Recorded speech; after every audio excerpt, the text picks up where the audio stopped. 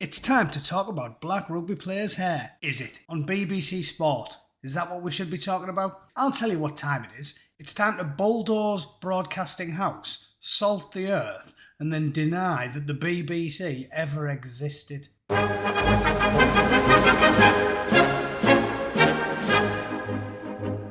Right, thanks to whoever it was that sent me this story on Twitter. Brilliant. I love that they're taking up column inches and they're paying people for this absolute drivel. They're getting AI to write articles now. Please, get one of them to start writing rugby stories on BBC Sport. Even the stupidest AI could produce something better than this.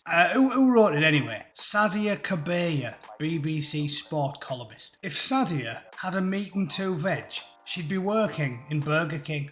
Right, for starters. And secondly, there's no way she wrote that. Have you heard her speak? The best she could have managed is scrawling a few sentences in crayon on the back of The Very Angry Ladybird or a colouring book, and then handed it over heavily stained, covered in Cheeto dust and chocolate milk, to the barely literate editor that works for everybody's favourite communist propaganda network. But anyway, out of morbid curiosity, I'm going to read you the article regardless. What's it got to do with sport? But I digress. In my first BBC Sport column, I want to talk about something that requires a lot of effort from black girls in rugby, but which we do not always discuss.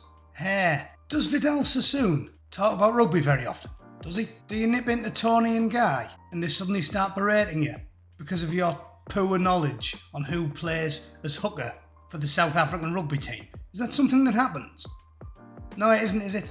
So why do the powers that be think people that click on the sports section of the BBC News website want to read the inane scribblings of a somewhat talented rugby playing split arse who can barely string a sentence together? And why, in the name of all that is holy, when they did get said split arse to write for the BBC, why did they get it to start talking about hair? Why? That's like Jeremy Clarkson riffing about baked goods during the next episode of Top Gear. It doesn't make any sense. Oh, sorry, he got cancelled as well, didn't he? Doesn't exist anymore. Now Top Gear is staffed entirely by people that can't drive. I feel I've had to change my hair in order to fit into my sport. Don't care. Don't care. Don't care about your feelings. The real world is based off facts, not feelings. I feel like I could punch Deontay Wilder's face in, but I'm a little short-arsed, hairy northern man in his 40s, so maybe I can't. Should I be writing a boxing column? Because I feel something? Probably not. If I were to wear my natural afro in a rugby match, by the time I finished, with it rubbing everywhere, it would be all over the place. Who gives a monkey's fart?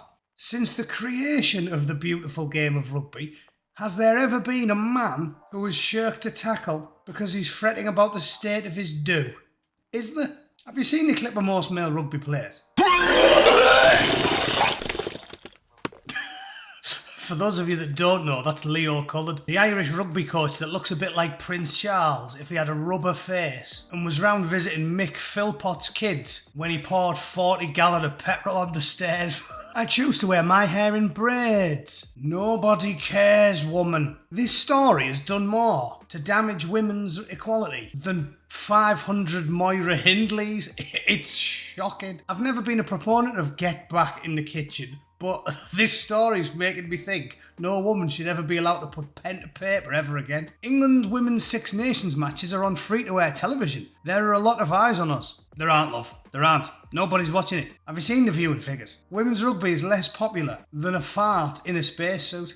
Women's sports in general get ignored more than Anne Frank ignored the drum kit that her dad got her for Christmas that year. Hair is an interesting topic. Nah, it's not, love. Nah. Unless you grew up with this hair or have learned about it, you would not know the deep-rooted connection a black girl has with her hair. No, you do, because you're shallow and vapid and think talking, making everything about race all the time makes you interesting. It doesn't. It makes you interesting to woke ideologues who work for the BBC and absolutely nobody else. Normal black women, of which there are hundreds of millions, that aren't obsessed with hair all the time and don't talk total bollocks. They're just getting on with their lives. They're not worrying about hair all day. You're talking nonsense. Tackling misconceptions. What is this drivel? Rugby is a predominantly white sport, and as I rose through it and felt more like a minority, I felt added pressure about my hair. Is it a predominantly white sport in Fiji? Is it? What about Tonga or Samoa?